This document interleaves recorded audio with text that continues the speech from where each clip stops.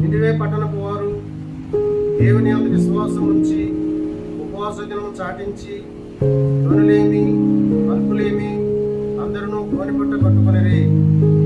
ఆ సంగతి నినివే రోజున వినబడినప్పుడు అతడును తన సింహాసనం మీద నుండి దిగి తన రాజవస్త్రములు తీసివేసి గోనెపట్ట కట్టుకుని బూడిదలో కూర్చుండెను. మరియు రాజైన తానును ఆయన మంత్రులను ఆజ్ఞేయగా, ఒకవేళ దేవుడు మనసు తిప్పుకొని పశ్చాత్తాపుడై మనము లయము కాకుండా తన కోపాన్ని చల్లార్చుకును కనుక మనుషులు ఏది పుచ్చుకొనకూడదు. పశువులు గాని ఎద్దులు గాని గొర్రెలు గాని మేతమేయకూడదు, నీళ్లు త్రాగకూడదు. మనుషులందరూ తమ దుర్మార్గములను విడిచి తాము చేయబో బలాత్కారం మానివేయవలెను. మనుషులేమి పశువులేమి సమస్తమును గోనెపట్ట కట్టుకొనవలెను. జనులు మనపూర్వకంగా దేవుని వేడుకొనవలెను అనే దూతలు నినివే పట్టణంలో చాటించి ప్రకటన చేసిరి. ఈ నినివే వారు తమ చెడు నడతలను మానుకొనగా వారు చేయుచున్న క్రియలను దేవుడు చూచి పశ్చాత్తాపుడై వారికి చేయదుననుకున్న తాను మాట ఇచ్చిన కీడు చేయక మానెను. హల్లెలూయా. యోనా గ్రంథము 4:48 వచనాలు ఉన్నాయి. 4 అధ్యాయములు 48 వచనాలు ఉంటాయి. నినివే పట్టణం వారు ఉపవాసం ఎందుకున్నారు? వాళ్ళు రాజుతో సహా నినివే పట్టణస్తులు అందరికీ కూడా నినివే పట్టణము 1,20,000 మంది. ఈ 1,20,000 మంది కూడా ఉపవాసం ఉన్నారు. రాజు కూడా వాళ్ళతో పాటు ఉపవాసం ఉన్నారు. పశువులు కూడా మంచినీళ్ళు తాగడానికి వెళ్ళలేదు, నీళ్ళు కానీ ఆహారం కానీ తినడానికి వెళ్ళలేదు. పశువులతో సహా ఉపవాస దినాన్ని ప్రకటించారు. వాళ్ళు ఉపవాసం ఉండి ప్రార్థన చేస్తుంటే దేవుడు వాళ్ళని చూసి కనికరపడ్డాడు. దేవుడే వాళ్ళకి కీడును రప్పించి ఆ పట్టణాన్ని నాశనం చేసేయాలనుకున్నాడు. ఎందుకంటే వాళ్ళు బహు ఘోరమైన పాపం చేస్తున్నారు. వాళ్ళు దుర్మార్గులు, వాళ్ళ కఠినాత్ములు. ఈ పాపం పెరిగిపోతుంటే దేవుడు అనుకున్నాడు ఈ పట్టణాన్ని నాశనం చేసేయాలి అని అనుకున్నప్పుడు ఆ పట్టణానికి దుర్గతి పట్టబోతుందని తెలుసుకున్న దేవుడు మళ్ళీ ఒక శాంతిద్దాం వాళ్ళకి. అది పోలే నా ప్రజలు 1,20,000 మంది వీళ్ళ కనుక వాళ్ళ పాపాలు ఒప్పుకొని పశ్చాత్తాపడి నా వైపు తిరుగుతారేమో, ప్రార్థన చేస్తారేమో, అప్పుడు వీళ్ళని నేను కనికరించి విడిచిపెడదామని అనుకుని యోనా ప్రవక్తను ఆ నినివే పట్టణానికి వెళ్ళి సువార్త చెప్పి ఆ పట్టణానికి రాబోయే దుర్గతి గురించి వాళ్ళకి వివరించి చెప్పమని యోనాను దర్శించాడు దేవుడు.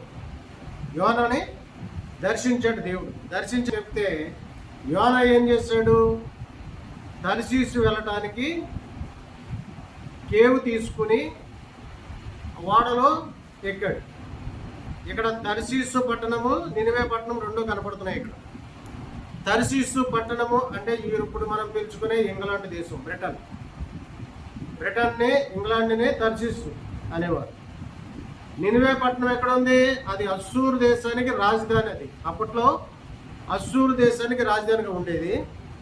అది ఇప్పుడు ఇరాక్లో ఉంది. అది ఇరాక్ సరిహద్దుగా ఉంది. అంటే ఈయన నువ్వు ఇరాక్ వెళ్ళరా బాబు అంటే ఇంగ్లాండ్ వెళుతున్నాడు. వాడెక్కాడు. అయితే దేవుడు చెప్పిన పని చేయకపోతే దేవుడు ఊరుకుంటాడా? దేవుడు అప్పుడు ఏం చేశాడు? తుఫాన్ రేపాడు. వీళ్ళు ఓడలో ప్రయాణం చేస్తున్నారు. ఈయన ఈ యోనా ప్రవక్త ఏం చేశాడు? వాడ అమరమణకి వెళ్ళిపోయి పడుకొని నిద్రపోతున్నాడు. దేవుడు తుఫాన్ రప్పించాడు. పెద్ద సుడిగాలు వచ్చేసింది. వాడ బద్దలయ్యిపోయే పరిస్థితి వచ్చేసింది. వాడ మునిగిపోయే పరిస్థితి వచ్చింది. ఎందుకు వచ్చింది ఆ పరిస్థితి? దేవుడికి వ్యతిరేకంగా వెళ్తున్నాడు. దేవుడు చెప్పిందేమో నువ్వు నినివే పట్టణానికి వెళ్ళరా బాబు అని చెప్తే ఈయన ఏం చేస్తున్నాడు? ఈయన తర్షీషు పట్టణానికి వెళ్తున్నాడు. అంటే దేవుడికి వ్యతిరేకంగా వెళ్తున్నాడు. చూడండి, గమనించండి, మనం కూడా దేవుడికి వ్యతిరేకంగా నువ్వు వెళ్తున్నావా? దేవుడు చెప్పింది వినట్లేదా? వాడ బద్దలైపోతుంది, జాగ్రత్త అంటున్నాడు దేవుడు. సంసారం అనే వాడని నడుపుతున్నాం ఇప్పుడు మనం. సంసారం అనే వాడలో ఉన్నాం మనం ఇప్పుడు. మరి ఈ సంసారమైన వాడ నువ్వు సభ్యంగా సాఫీగా ఉండాలి. నీకే ఇబ్బంది రాకూడదు, నీకు ప్రమాదాలు రాకూడదు, నీకు ఆపదలు రాకూడదు, నీ పిల్లలు సుఖంగా ఉండాలి, నువ్వు సంతోషంగా ఉండాలి అని అంటే నీ వాడ ఎలా ఉండాలి? దేవుడు చెప్పినట్టుగా ప్రయాణం చేయాలి. మన వాడ సంసారం అనే వాడ మనం దేవుడు చెప్పినట్టుగా ఉండాలి. మన ప్రయాణము దేవుడు చెప్పినట్టుగా నడవాలి. అపసవ్య దిశలోకి వెళ్ళకూడదు, సవ్య దిశలో ఉండాలి. అప్పుడు నీకు ప్రమాదం ఉండదు, అప్పుడు తుఫాను రాదు, అప్పుడు వాడ బద్దలైపోయే పరిస్థితి రాదు. ఇక్కడ తుఫాను వచ్చేసింది, వాడ బద్దలైపోయే పరిస్థితి వచ్చేసింది. ఆ ఓడలో ప్రయాణికులు ఉన్నారు, ఓడ నావికుడు ఉన్నాడు.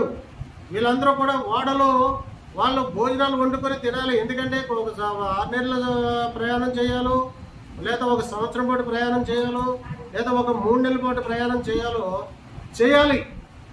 చేయాలన్నప్పుడు ఇవాళ వండుకొని తినాలి. అక్కడ బియ్యం ఉంది, అక్కడ ఉప్పులు ఉన్నాయి, పప్పులు ఉన్నాయి, కారం ఉంది, మంచినూనె ఉంది, పసుపు ఉంది, కూరగాయలు ఉన్నాయి. ఇవన్నీ వాడ నిండా నింపుకున్నారు వాళ్ళు. వాడ బరువుగా ఉంది, తుఫాను వచ్చేసింది. మరి ఇప్పుడు ఏం చేయాలి? లేకపోతే వాడ మునిగిపోతుంది, వాడ బద్దలైపోతుంది. ఏం చేయాలి? వాళ్ళకి అర్థం కాలేదు. వాడను తేలిక చేయాలని చెప్పేసి వాళ్ళు తెచ్చుకున్న తినుబండారాలని నదిలో వేసేసారు పాపం. వాళ్ళు తినుబండారాలు, బియ్యాలు, ఉప్పులు, పప్పులని నదిలో వేసేసారు పాపం వాళ్ళు. ఎందుకని? తుఫానికి ఓడ బద్దలైపోతుందేమో, మునిగిపోతుందేమో భయపడుతున్నారు వాళ్ళు. అప్పుడు అంటున్నారు, అయ్యా మీ దేవుడికి ప్రార్థన చేయండి, మీ దేవుడికి ప్రార్థన చేయండి, మీ ఇష్టదైవానికి ప్రార్థన చేయండి, వాడ మరి తుఫాను ఆగుతుందేమో, దేవుడు కనికరిస్తాడేమో, ప్రార్థన చేయండి అన్నప్పుడు వీళ్ళందరూ ప్రార్థన చేస్తుంటే యోనా ఏం చేస్తున్నాడు? వాడు అమరమునికి వెళ్ళి పడుకుని నిద్రపోతాడు. అప్పుడు నావికుడు చూసి ఏమంటున్నాడు? ఓయి నిద్రపోతా, నువ్వు చేసే వ్యాపారం ఏంటి? అందరూ లేచి ప్రార్థన చేస్తున్నాడు, నువ్వు నిద్రపోతున్నావు ఏంటి? లేచి ప్రార్థన చేయి, అసలు నువ్వెవడో, నీ వ్యాపారం ఏంది ఇవన్నీ అడుగుతున్నప్పుడు అప్పుడు అంటున్నాడు, పరిస్థితి యోనాకి అర్థమైపోయింది. నేను దేవుడు నన్ను నినివే పట్టణానికి వెళ్ళమంటే నేను తర్షీసు వెళ్తుంటే దేవుడు కోపం వచ్చింది, అందుకే తుఫాను రప్పించాడు అని చెప్పి యోనా అర్థం చేసేసుకున్నాడు. అర్థం చేసుకుని, అయ్యా నేను ఒక హెబ్రీయుడను, ఆకాశాన్ని భూమిని కలగజేసిన దేవుని కుమారుడను.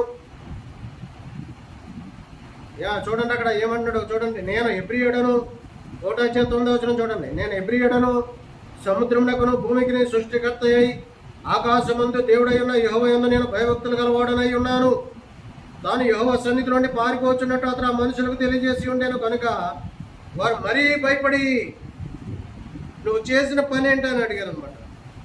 అప్పుడు వారు, సముద్రం పొంగుచున్నది, తుఫాను అధికమవుచున్నది, సముద్రం మా మీదకి రాకుండా నింపలించినట్లు మేము నీకేమి చేయవాలని అతను అడుగగా, యోనా నన్ను బట్టి ఈ గొప్ప తుఫాను మీ మీదకి వచ్చినని నాకు తెలిసి ఉన్నది. నన్ను ఎత్తి సముద్రంలో పడవేయుడి, అప్పుడు సముద్రం మీ మీదకి రాకుండా నిమ్మలించడని అతడు చెప్పాను.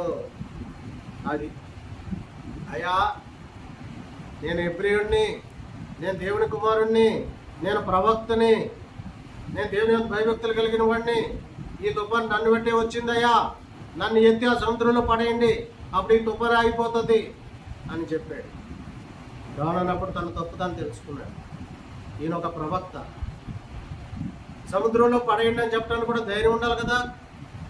పడేసేయమన్నాడు, నన్ను పడేసేయండి సముద్రంలో, మీరందరూ బతుకుతారు, లేకపోతే నాతో పాటు మీరు కూడా చనిపోతారు అన్నాడు. సరే, వాళ్ళు దేవుడికి ప్రార్థన చేసి ఈ పాపం మా పేద మోపకమని దేవుడికి ప్రార్థన చేసుకుని యోనాన్ని ఎత్తే సముద్రంలో పడేసి దేవుడిని క్షమించమని అడిగాడు. అప్పుడు తుఫాను ఆగిపోయింది. అవి ఏమైంది? తుఫాను ఆగిపోయింది. పరిస్థితిని అర్థం చేసుకోవాలి మనమైనా సరే. ఈరోజు సంసారం హ్యాపీగా ఉంది, సమృద్ధులు, పిల్లలు చక్కగా చదువుకున్నారు, ఉద్యోగాలు చేస్తున్నారు, నీ బిజినెస్ బాగుంది, నీ వ్యాపారం బాగుంది, నువ్వు దీవెనకరంగా ఉన్నావు, చక్కగా సాగుతుంది సంసారం. అప్పుడు నువ్వు ఏదైనా ఒక దేవుడి పనికి వ్యతిరేకంగా వెళ్దాం అనుకున్నా, దేవుడు చెప్పిన మాటలు నువ్వు ఖాతరు చేయకపోయినా ఏమవుద్ది? తుఫాను వస్తుంది, అలజడి వస్తుంది, ప్రమాదాలు జరుగుతాయి, ఇబ్బందులు వస్తాయి. అందుకనే దేవుడితో జాగ్రత్తగా ఉండాలి, దేవుడి స్వరం వినాలి, దేవుడు ఏం చెప్తున్నాడో అర్థం చేసుకోవాలి. నువ్వు ప్రార్థన దేవుడిలో ఉండాలి. మరి దేవుడి స్వరం వినాలంటే దేవుడిలో ఉండాలి, దేవుడి స్వరం వినాలంటే ప్రార్థన చేయాలి. ఇతడు ప్రార్థనాపరుడే, ఇతడు దేవుడు ఎందుకు భయభక్తులు కలిగిన వాడే. అయితే దేవుడు చెప్పిన దానికి వ్యతిరేకంగా వెళ్తే దేవుడు ఊరుకుంటాడా? ఊరుకోడు.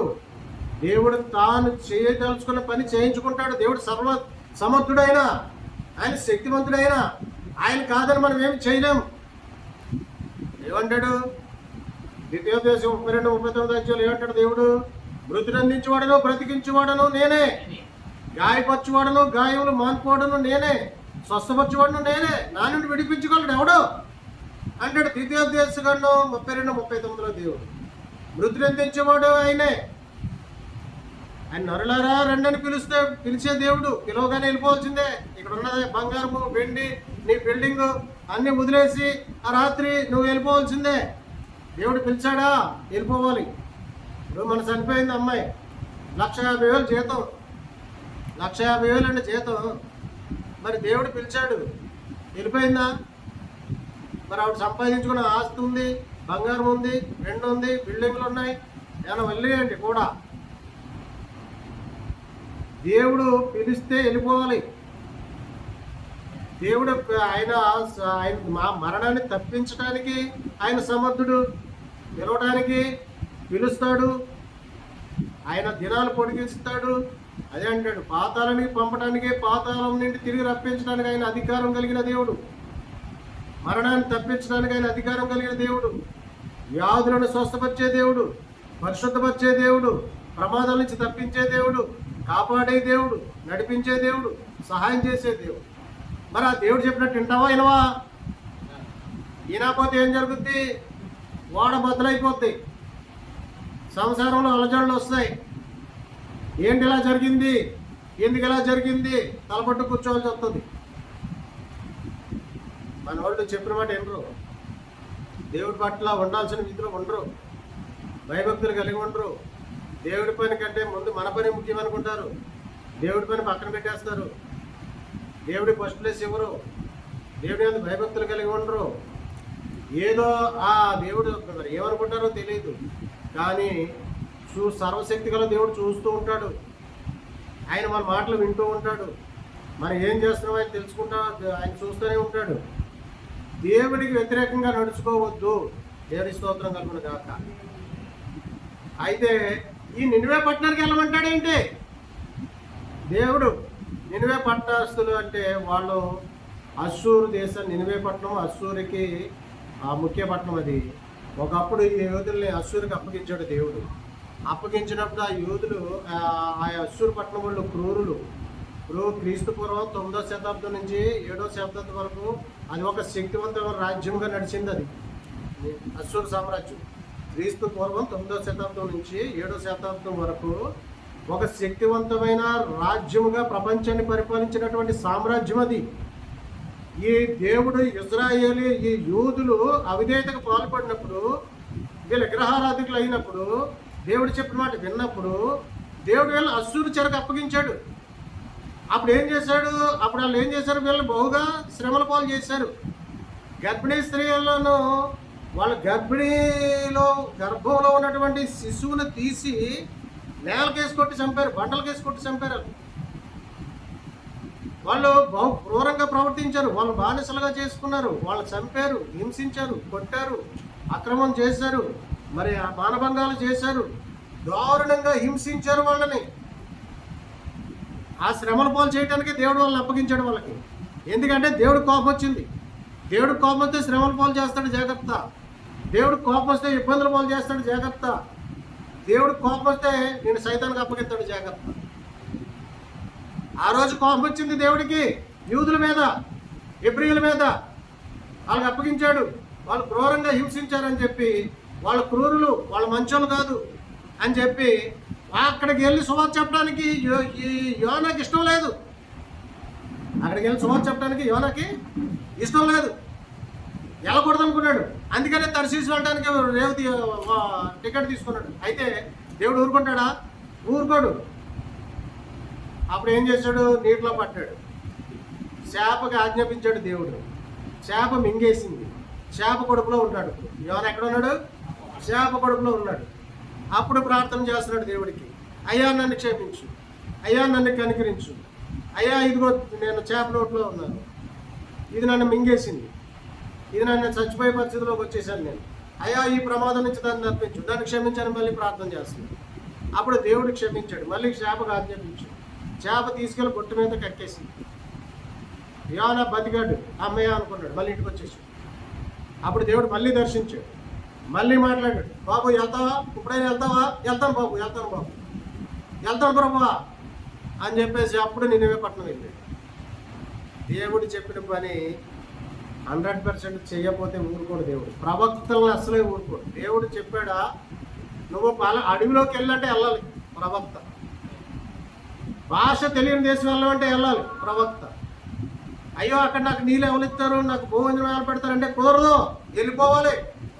నీకు దేవుడు సిద్ధపరుస్తాడు, నీకు కావాల్సిన భోజనము ఆహారము. ఏలేక ఏం చెప్పాడు దేవుడు, బాబు నువ్వు సారైపోయి. కాకేమో ఆహారం తీసుకొచ్చింది, వాగులో నీళ్ళు తాగుతున్నాడు, బతుకుతున్నాడు. వాగు ఎండిపోయింది, నీళ్ళు లేవు, ఎలా బతుకుతాడు? అప్పుడు ఏం చేశాడు? సారైపోతే వితరాల దగ్గరికి వెళ్ళాడు. అక్కడికి వెళ్ళాడు. అక్కడికి వెళ్ళిన తర్వాత అక్కడ ఏం చేశారు? అప్పటికి సారైపోతే వితరాల పరిస్థితి ఏంటి? ఆవిడికి కూడా బుడ్డిలో నూనె కొంచెమే ఉంది, పిండి కూడా తక్కువే ఉంది. కరువు, భయంకరమైన కరువు రోజులు అవి. తన బిడ్డ చచ్చిపోతాడు అనుకుని ఆ 3 రోజులు తిని బతికి ఈ రొట్టెలు చేసుకుని అప్పాలు చేసుకుని తిని చచ్చిపోతాం. ఇంకా పోషణాధారం లేదు, ఇంకా పిండి వచ్చే మార్గం లేదు, నూనె వచ్చే మార్గం లేదు, ఇంకా మేము చచ్చిపోతాము. చచ్చిపోయే ముందు శుభ్రంగా తిని ఆ కొద్ది పిండిని అట్టులు చేసుకుని తిని చచ్చిపోదాం అనుకునే సమయంలో ఆ వండుకోవడానికి పొలం ఏరుకుంటా వచ్చింది. అప్పుడు ఈ ఏలియా ఏమన్నాడు? అమ్మ నాకు కొంచెం రొట్టె చేసి తీసుకురా అని అడిగాడు. అడిగితే అన్నది, అయ్యా నాకు కొంచెమే ఉంది, పిండి కొద్దిగానే ఉంది, నూనె తక్కువ ఉంది, నేను నా కుమారుడు ఉన్నాము, చచ్చిపోతాం మేము, కరువు ఉంది, మాకు ఆదాయం వచ్చే మార్గం లేదు, మాకు నూనె వచ్చే మార్గం లేదు, మాకు పిండి వచ్చే మార్గం లేదు, పోటాడే వాళ్ళు ఎవరు లేరు, భయంకరమైన కరువు నడుస్తుంది. రేట్లు చూస్తే ఇప్పుడు నీ చేతిలో 1000 రూపాయలు ఉన్నాయి, ఆ కిరాణా కొట్లో 10,000 రూపాయలు అంటాడు బియ్యం బస్తా. నీ పరిస్థితి ఏంటి? నూనె డబ్బా 2,000 అంటాడు, నీ పరిస్థితి ఏంటి? అప్పుడు ఏమనుకుంటాను? మనకు ఆదాయం లేదు, మనం చచ్చిపోతామని అనుకుంటాము. అలాంటి సమయంలో దేవుడు ప్రవక్తని పురమాయించాడు. నువ్వు తీసుకురా అన్నాడు.